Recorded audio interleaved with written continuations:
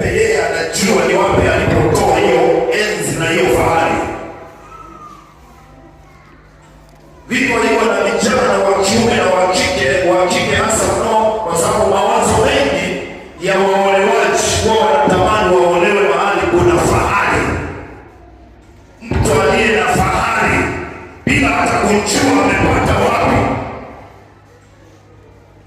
Mtu aliye na ajira, kwa sababu kuna watu wana ajira wamepewa na Ibilisi nafasi hizo. Kuna watu wana magari lakini wana siri za maumivu yasiyo ya kawaida. Kwa hiyo mtu kuwa na mali asikushawishi. Ndio maana unahitaji kuwa na Roho wa Mungu. Huyo ndio kuthibitishie kwamba huyu mtu hiyo fahari ameutoa wapi. Hii